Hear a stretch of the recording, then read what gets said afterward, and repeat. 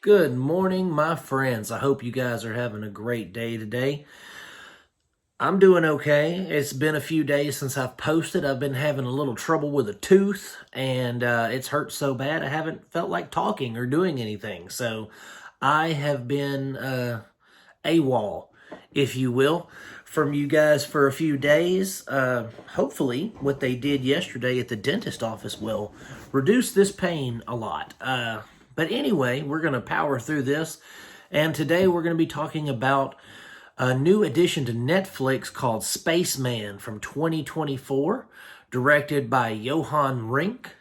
And it stars Adam Sandler, Paul Dano, and Carey Mulligan. And this is like it's kind of a slow burn romantic science fiction film. So basically, let's get into it. Basically, Adam Sandler is on this International Space Station type thing, and he's going to explore this new astrological phenomenon that's taking place in our galaxy, right? And he's on this ship, but he's the only person on this ship.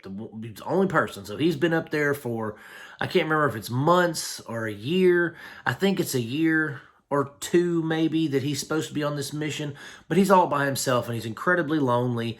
And when he left Earth, he was kind of in turmoil with his significant other and that kind of thing. So he's up there slowly but surely losing his mind from isolation and just dealing with a lot of emotional stuff in his life. Carey Mulligan plays his love interest, Linka, and she's, she's good. She plays kind of the distant, forlorn lover, She has her issues with him. They both love each other, but this really is kind of a character study on selfishness and self-righteousness and not really wanting to change for the sake of other people, for the sake of your significant other, for the sake of your marriage, your relationship. And it's just, because Adam Sandler, he's a scientist or astronaut kind of thing. He's the only one who can really look into this thing that's happening in space. And again, like I said, he's already having troubles with his missus. And so they're going back and forth. And when he leaves, that puts an extra strain on him. And he's trying, before he gets past his occlusion zone, where he can't have any communication with his space or with ground control, he's wanting to talk to his girl. He's wanting to talk to his lady, but she don't want to talk to him because she's still kind of pissed off at him. And so not only do we have to watch him, suffer loneliness in space, but we have to watch her suffer the loneliness of being alone down here. But also, he's in a space program, so all his, the generals and the authoritative figures that are over this program are going to her, and they're like, hey, you need to talk to him. You can't be telling him that you want a divorce while he's up there like this and he's already in a fragile mental state. You can't be doing that. And so there's a little bit of that kind of, subplot going on with her. And where things get really interesting, guys. So that's what the movie's pretty much about, is him just being lonely, but he's kind of an asshole, and he's self-righteous, and he's selfish, and he's like, I'm going to go do this thing in space whether you like it or not. And she's like, well, I guess then we're over, but he's not wanting to deal with any of that. So to, I guess, reconcile his thoughts and feelings on things, this space spider is in his spaceship. Now, the thing is, we don't ever really know if this is a figment of his imagination, if this is like his coping mechanism. We don't know any of that. All we know is that this spider named Hanush is in his spaceship, and he's like his counselor. He's like his psychiatrist. He talks, Hanush is played by Paul Dano, and his voice is so calming and relaxing. He's like, why do you feel this way, skinny human? And it's really, really like, it's so dreamlike the way that he talks. It sounds so kind of lilting and melodic, and it's just very I liked his character a lot because he is able to bring things out of Sandler's character that we wouldn't otherwise know.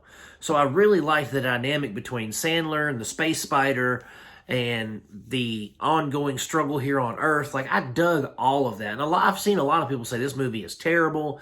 It's just, slow and boring. And for them, hey, maybe it was.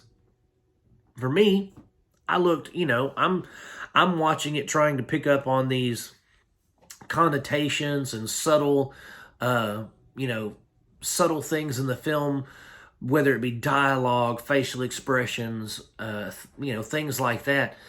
The storytelling that really made me want to stick around and see how this comes out. And then, once you see the space spider, if it was me in space, mission over. We'd have blown that sucker up, dude. There wouldn't be no space spiders at all. I'd be open to oxygen, click a lighter, we're gone. Because I ain't doing no man-sized space spider. You know what I'm saying?